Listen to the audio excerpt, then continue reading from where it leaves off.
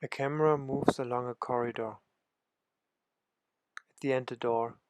It is dark. A light.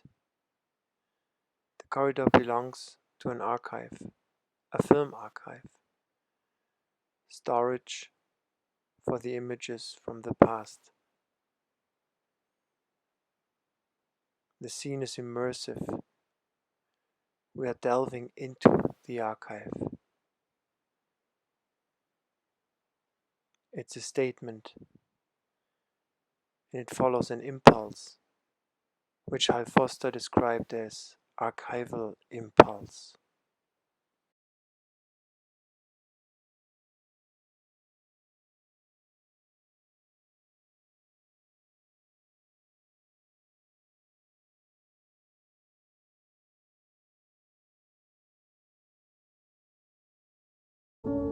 This is the story of a film that was never completed.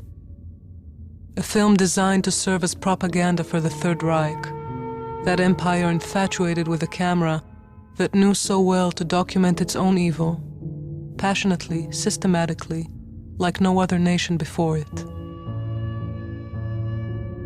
A full decade after the end of the war, East German archivists began for the first time to sort through what remained of Hitler's propaganda machine. Thousands of films discovered in the exact location in which they had been stashed. A concrete vault hidden in a forest. It is also there that one lone copy of a film was found, over 1 hour long, with no soundtrack, no opening or closing credits, only a brief title, The Ghetto. In 2007, the Israeli filmmaker Yael Hazonsky discovered a film, previously unknown to her. Shot by German cameramen in the Warsaw Ghetto in 1942, it was clearly made for propaganda purposes. It was never shown to the public, but the fact it was still kept in the archives makes it a kind of deferred visual memory. The footage was not used as it was intended by the Nazi filmmakers, however, that is to preserve a defamatory Nazi image of Jews for later times, but rather in post-war documentaries to depict the suffering of European Jewry. After the film was shot, the footage was stored in the Reichsfilm Archive, where it survived the war and became part of the East German State Film Archive. Only in the 1950s was the ghetto footage found, identified, and later used in several documentary films. When the filmmaker first encountered the material, her intention was to fill a gap in her own family archive, since her grandmother, who had managed to escape the Warsaw Ghetto, could not talk about her experiences. Thus for Hazonsky, the journey into the archive became an expedition into Great Lacuna. And I was really intrigued to know, to examine how I'm going to decipher this code of the footage and to release the time that was captured inside it.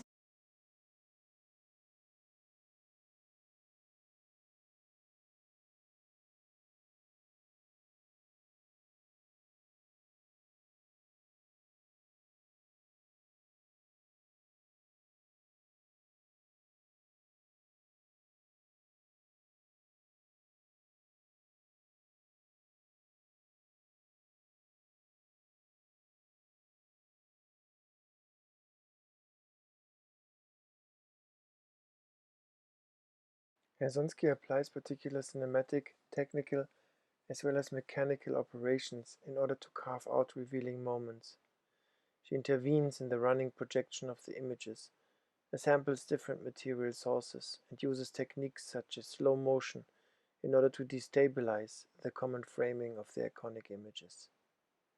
It was like taking a scalpel and slowly and gently cutting through the skin that covered them. I wanted to reopen the image to all its possibilities. 3 maja 1942 roku.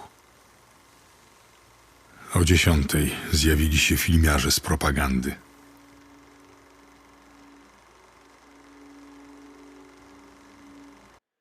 Excerpts from contemporary diaries, such as writings by the Warsaw Jewish Council President Adam Chernyakov, or from the secret records of Emanuel Ringelblum, present a perspective that contradicts the evidence of the moving images, thereby providing an auditory counterweight to the visually powerful remnants of Nazi propaganda. In Herzonsky's words, they appear like history's frozen shadows that confront the silent visual remnants of the past. With this juxtaposition of two opposing memories and two different ways of recording, Herzonsky's techniques correspond to Josh Dübermann's interpretative montage.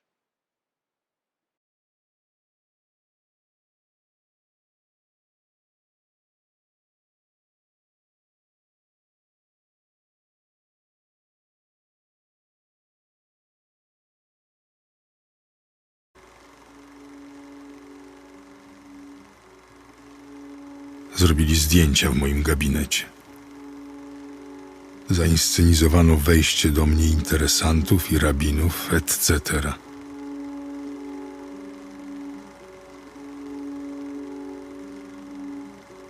Potem zdjęto wszystkie obrazy i tablice. Na moim biurku ustawiono 9-ramienny świecznik, w którym wszystkie świece były zapalone.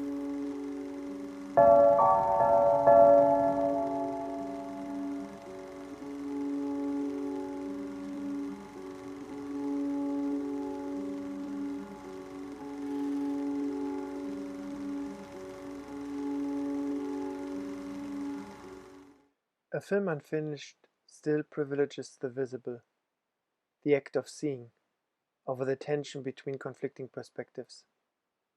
Herzonsky continues to search for a truth hidden in the footage, as well as those moments of interpretative montage that tighten but also extend our view. She also includes film footage made at screenings of the material.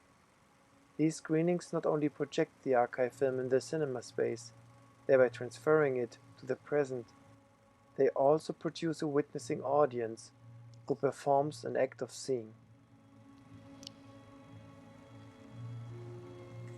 During first decades, it was important to show more than it was important to discuss the nature of these images.